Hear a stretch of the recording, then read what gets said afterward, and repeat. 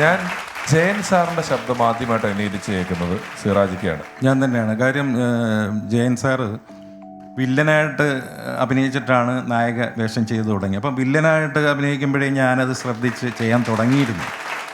വളരെ പോപ്പുലറായ ജയൻ സാറിന്റെ പാട്ടുകൾ മാത്രം ഉൾപ്പെടുത്തി വന്ന ഒരു ഓഡിയോ കാസറ്റിന്റെ തുടക്കത്തിൽ ചെറിയ വർത്തമാനത്തിന്റെ പീസുകൾ ഉണ്ടായിരുന്നു. ഉല്ലാസപൂത്രികൾ എന്ന് പറഞ്ഞൊരു കാസറ്റ്. അതിനകത്താണ് ഈ നസീർ സാറും ജയൻ സാറിന്റെ ഒക്കെ ഒരു വർത്താനം ഉണ്ടായിരുന്നു എല്ലാ പാട്ടിന് മുമ്പ്. ചില പാട്ടുകൾ കേൾക്കുമ്പോൾ തന്നെ മനസ്സിന് സന്തോഷം വരും എന്നൊക്കെ പറഞ്ഞു. അത് മുഴുവൻ ചെയ്തത് സിറാജിക്കയാണെന്ന് പല മലയാളികൾക്കും അറിയില്ല. അതിനകത്ത് എൻ്റെ പേര് അവർ ചേർത്തിട്ടില്ല. അന്നേ നമ്മളെ തഴഞ്ഞിട്ടിരിക്കുകയാണ്. അതായത് അവതരണം നസീർ ജയൻ, അവരെന്ന് പരലോകത്തൊന്നും ഒന്ന് പറഞ്ഞു. ആ കാസറ്റിൽ അവതരണം നസീർ ജയൻ എന്ന് എഴുതിയേക്കുന്നത്. കൊല്ലം അവർ മരിച്ചിരിക്കുകയാണ് ആ സമയത്ത്. സ്വന്തമായിട്ട് ട്രൂപ്പ് ഏത് വർഷമാണ് തുടങ്ങിയത്? 2007 2007 വരെ ആയിട്ടുണ്ട്. അതുവരെ മറ്റു ട്രൂപ്പുകൾക്ക് വേണ്ടിയാണ് പ്രോഗ്രാം ചെയ്തുകൊണ്ടിരിക്കുന്നത്. സ്റ്റെഫിക്ക് അറിയാമോ സിറാജിക്ക് അഭിനയിച്ച ഒരു single scene, cinema scene Steffi പറയാമോ? പറയില്ല. ഞാൻ പറയുമ്പോ അതൊന്നും പറയരുത്. അങ്ങനെ ചിലപ്പോ അറിയായിരിക്കും. അങ്ങനെ പറഞ്ഞു ചിലപ്പോ അത് പറയുമ്പോ അറിയും. പറയും. അല്ല അങ്ങനല്ല. അത് ഞാൻ വേറൊരു കാര്യം പറഞ്ഞോട്ടെ. എനിക്ക് അറിവില്ലായ്മ ഉണ്ട് ഇങ്ങനെയുള്ള. ഞാൻ എപ്പോഴും പറയുന്നതാണ്, ഇവിടെ വരുമ്പോൾ നിങ്ങൾ പറയുന്ന ഓരോ കാര്യങ്ങൾ കേൾക്കുമ്പോൾ ഞാൻ വണ്ടടിച്ചിരിക്കും. ഇത്രയും എക്സ്പീരിയൻസ് ആയിട്ടുള്ള ആൾക്കാരാണ് ഇവിടെ വരുന്നത്. അത് കേൾക്കുമ്പോൾ എന്നെ സംബന്ധിച്ചൊക്കെ എനിക്ക് വലിയ കാര്യമാണ്. സ്റ്റെഫിയെ പോലെ ഒരുപാട് പേര്. അതൊരു നിർബന്ധമല്ല, അറിയണമെന്നുള്ളൊരു നിർബന്ധമല്ല. എങ്കിലും ഒരു തമാശ പരിപാടി നമ്മൾ ഇതുപോലൊരു ടെലിവിഷൻ ചാനൽ നിർത്തുമ്പോൾ ഇതുപോലെയൊക്കെ നിലനിൽക്കുന്നതിന് കാരണമായ കലയിൽ കലയെ വളർത്തിയ ഒരുപാട് ആളുകളുണ്ട്. അവരുടെ ഒരു സാന്നിധ്യവും അവരെ കുറിച്ച് അറിയുക എന്ന് പറയുന്നത് നമുക്കൊരു വലിയ കാര്യമാണ്. അതാണ് സിറാജിക്കെ പോലെ ഒരാള് ഇവിടെ വന്ന് നിൽക്കുന്നത്. നിങ്ങൾ ഇതുവരെ പുറപ്പെട്ടില്ലേ? പുറപ്പെട്ടു. എന്നാൽ ശരി, അരമണിക്കൂർ മുമ്പ് പുറപ്പെടുക എന്ന് പറയുന്ന ഫോൺ വിളിക്കുന്ന സംഘത്തിൽപ്പെട്ട ആളാണ് സിറാജിക്ക എന്ന് പറയുന്നത്. അവിടെ നോക്കിയാല് ആ സീൻ എടുത്ത് കണ്ട അവിടെ നിൽപ്പുണ്ട്. ഞാനാണ് പറയുന്നത്, ഇത് അങ്ങോട്ട് വിളിച്ച ഫോണല്ലേ, ഇത് നമ്മൾ അങ്ങോട്ട് വിളിച്ച ഫോണല്ലേ എന്നൊക്കെ പറയുന്നത് സിറാജിക്ക. ഞാനും സിറാജിക്കയും കൂടെ വിദേശത്തൊരു പരിപാടിക്ക് വേണ്ടത് ആഫ്രിക്കയിലാണ്. സൗത്ത് ആഫ്രിക്കയിലെ ബോട്സ്വാന എന്ന് പറയുന്ന സ്ഥലത്ത് ഞാനും സിറാജിക്കയും കൂടെ പരിപാടിക്ക് വേണ്ടി വിജയ് യേശുദാസിന്റെ ഗാനമേളയും നമ്മളുടെ മിമിക്രിയുമാണ്. അപ്പം സിറാജിക്ക ദാസേട്ടന്റെ രൂപത്തിൽ വന്നു കഴിഞ്ഞാൽ പെട്ടെന്ന് ഞെട്ടിപ്പോക്കാര്. ദാസേട്ടനാന്നോർത്ത് ഇരുന്നിടത്ത് എണീക്കും. അതുപോലത്തെ രൂപത്തിൽ വരുന്ന സമയമാണ്. അപ്പൊ അന്ന് ഈ ബോട്സ്വാനയിൽ എത്തിയ ദിവസമാണ്. സിറാജിക്ക വെള്ള ചെരുപ്പ് എടുത്തിട്ടില്ല. എന്ത് ചെയ്യണമെന്ന് അറിയത്തില്ല. സിറാജിക്ക അവിടെ ഇങ്ങനെ ടെൻഷൻ അടിച്ച് എന്ത് ചെയ്യും, എനിക്ക് വെള്ള ചെരുപ്പ് ഇല്ലോ എന്നും പറഞ്ഞ് ഇങ്ങനെ ഇരിക്കുന്ന സമയത്ത് ഈ വേഷമൊക്കെ കെട്ടിയിട്ടുണ്ട്. വിജയ് യേശുദാസ് ആഹാ അപ്പയുടെ ഇതാണോ ചെയ്യുന്നത് വെച്ചാൽ ചെയ്തത്. അപ്പൊ ഞാൻ വിജയനോട് പറഞ്ഞു ഉണ്ട്, പക്ഷെ ചെരുപ്പ് എടുത്തില്ല. ഇപ്പൊ എന്റെ പെട്ടി നോക്കട്ടെ എന്നും പറഞ്ഞിട്ട് വിജയ് യേശുദാസ് കൊണ്ടുവന്നിട്ട് ഒരു വെള്ള ചെരുപ്പ് കൊടുത്തിട്ട് വിജയ് യേശുദാസിന്റെ വെള്ള ഷൂസ് ഇട്ടിട്ടാണ് ദാസേട്ടന്റെ അന്ന് ചെയ്തിട്ട്. ദാസേട്ടന്റെ ശബ്ദം ഒന്ന് ചെയ്യുമോ? പ്രിയമുള്ള കലാസ്നേഹികളെ, ഒരു കലാവിരുന്ന് ആസ്വദിക്കാനെത്തിയിരിക്കുന്ന നിങ്ങൾ ഓരോരുത്തരോടും വളരെ പ്രധാനപ്പെട്ടൊരു കാര്യം പറയാനുണ്ട്. ജഗദീശ്വരൻ്റെ അനുഗ്രഹത്തോടെ ഒരു കലാകാരൻ അല്ലെ കലാകാരി വേദിയിൽ വന്ന് നിന്ന് അവരുടെ കഴിവുകൾ പ്രകടിപ്പിക്കുമ്പോൾ അവരെ കൈയടിച്ച് പ്രോത്സാഹിപ്പിക്കുക എന്നുള്ളത് നിങ്ങളുടെ ഓരോരുത്തരുടെയും കടമയാണ്. ജഗദീശ്വരൻ നിങ്ങളെല്ലാവരെയും അനുഗ്രഹിക്കട്ടെ. കൊല്ലത്ത് ഉളിയക്കോവിൽ എന്ന് പറയുന്ന അമ്പലത്തിൽ ഞാൻ എനിക്ക് പരിപാടിക്ക് പോയപ്പം സിറാജിക്കയുടെ വീടിനടുത്താണ്.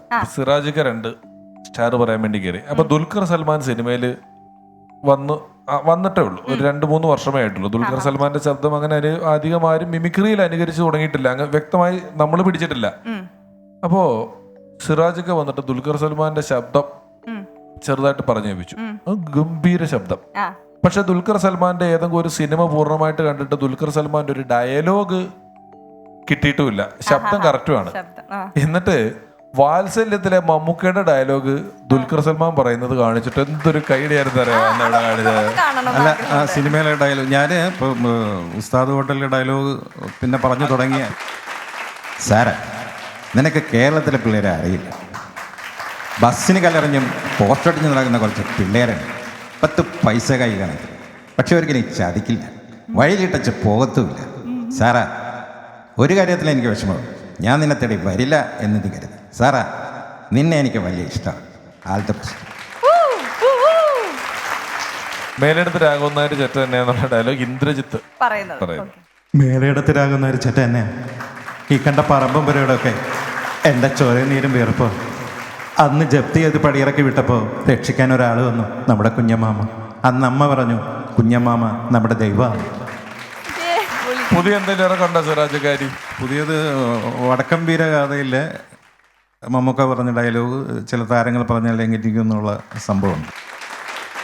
പ്രദീപ് കോട്ടയൻ അദ്ദേഹത്തിൻ്റെ ഇവിടെ ആണി എന്ന് പറഞ്ഞാലേ ഇരുമ്പാണിയാണ്. പിന്നെ മുളയാണിയുണ്ട്, കൊല്ലനുണ്ട്, 16 പണവുമുണ്ട്, കൊടുത്തു. പിന്നെ ആ പാണൻ്റെ കാര്യം, അവനെ എൻ്റെ കയ്യിൽ കിട്ടിയാൽ അവൻ്റെ വായിൽ ഞാൻ പൂഴിമണ്ണ് നിറയ്ക്കുന്നുണ്ട്. ഇനി ഇത് കമലഹാസൻ, ഇരുമ്പാണിയെ തട്ടി മുളയാണിയെ വെത്തി പൊൻകാലത്ത് നാളെ സുരുക വിളക്കത് കൊല്ലം കിട്ടെ 16 പണത്തെ കൊടുത്തു വിട്ടവൻ എന്ത് ചന്തു മാറ്റച്ചുരുക കേട്ട പോതല്ല മറന്നുപോയിട്ടേനെന്ന് പൊയ് ചൊല്ലി വിട്ടവൻ എന്ത് ചന്തു ഉങ്ങളാലെ എന്നെ ജയിക്കവേ മുടിയ തിരുമ്പിപ്പോ. അടുത്തത് നമ്മുടെ മരിച്ചുപോയ നമ്മുടെ ശശി കലിംഗ പുള്ളിയാണ്. ഇരുമ്പാണി തട്ടി മുളയാണി വെച്ച് പൊൻകാരം കൊണ്ട് ചുരിക വിളയ്ക്കാൻ കൊല്ലന് ബിരിയാണി വെച്ച് കൊടുത്തവനാണോ ചന്തു? മാറ്റച്ചുരിക തോന്നിച്ചപ്പോൾ മറന്നുപോയെന്ന് കളവ് പറഞ്ഞത് മറവി രോഗമുള്ളത് കൊണ്ടാണോ? പിന്നെ എന്തൊക്കെ പാടി നടക്കുന്നുണ്ട് ആ പാടൻ നിങ്ങളുടെ നാട്ടിൽ? അയാളോട് വല്ല ഗാനമേള ഗ്രൂപ്പിലും ചേരാൻ പറയണോ? അംഗം വെട്ടാൻ വന്നിരിക്കുന്നു ഇമ്മിണി പുളിക്കും.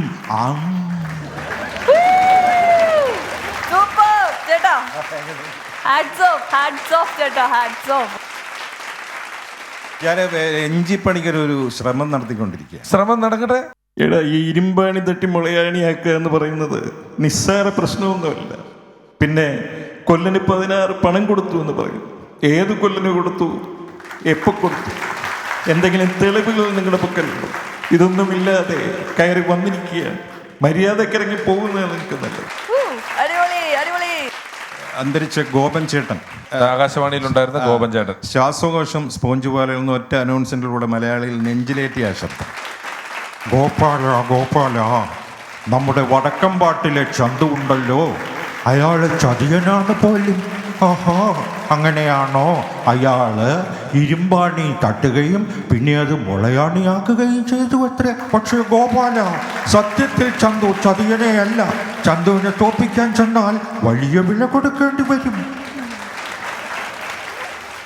അടുത്ത ഈ പ്രേമം എന്ന സിനിമയുടെ ആ ഡയലോഗ് താരതമ്യപ്പെടുത്തിക്കൊണ്ട് വിനയ് ഫോർട്ടിൻ്റെ ശബ്ദത്തിൽ ഇത് പറഞ്ഞു.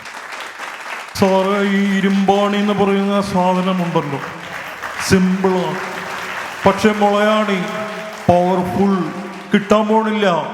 അതുപോലെ തന്നെയാണ് ചുരിക വിളക്കുക എന്ന് പറയുന്നത് നിസ്സാരമാണ്. പക്ഷെ പൊൻകാരം കൊണ്ട് ചുരിക വിളക്കുക പവർഫുൾ. കൊറോണയ്ക്കെതിരെ പ്രതികരിക്കുന്ന ജയന്റെ ഒരു ശബ്ദം. ഓഹോ, നീയാണല്ലേ ഈ കൊറോണ എന്ന് പറയുന്നവൻ? നിന്നെ ഞാൻ തേടി നടക്കുകയായിരുന്നു. ഇനിയെങ്കിലും ഈ ലോകം വിട്ടു പോയില്ലെങ്കിൽ ഇടിച്ച് നിന്റെ പൊട്ടും പഴവും ഞാൻ പുറത്തെടുക്കും. നീ COVID-19 ആണെങ്കിൽ ഞാൻ COVID-19. മനസ്സിലായില്ലേ? നീ 19 ആണെങ്കിൽ ഞാൻ 90 ആണെന്ന് കടന്നു പോകാൻ. അവസാനമായി പ്രേം നസീറിൻ്റെ 3 വ്യത്യസ്ത ഭാവങ്ങൾ അനുകരിച്ച് അവതരിപ്പിക്കുകയാണ്. വർഷങ്ങളായിട്ട് അദ്ദേഹത്തിൻ്റെ ശബ്ദം ഒരു സ്റ്റേജ് പോലും വിടാതെ ഞാൻ അനുകരിച്ചുകൊണ്ടിരിക്കുന്നു.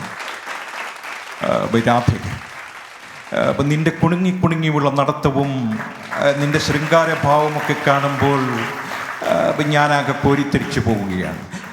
ഈ കണ്ണുകളിലേക്ക് നോക്കിയിരിക്കാൻ എന്ത് രസമാണ് രാധേ. ചിരിക്കൂ രാധേ. അച്ഛൻ എന്ത് പണിയായി ഈ കാണിച്ചു? അച്ഛൻ ആ സ്ത്രീയുമായി വഴക്കിടുമ്പോൾ ആ സ്ത്രീ അച്ഛനുമായിട്ട് വഴക്കിടും. അമ്മേ, അമ്മയുടെ പുന്നാരമോൻ വന്നു. അമ്മേ, കണ്ണു തുറന്ന് നോക്കൂ അമ്മേ. എന്നെ 10 മാസം വയറ്റിലിട്ട് കൊണ്ട് നടന്ന് എന്നെ നൊന്ത് പ്രസവിച്ച് എൻ്റെ അമ്മയാണോ ഈ കിടക്കുന്നത്? അമ്മേ, അമ്മേ, അമ്മേ. ഗംഭീരം, സൂപ്പർ.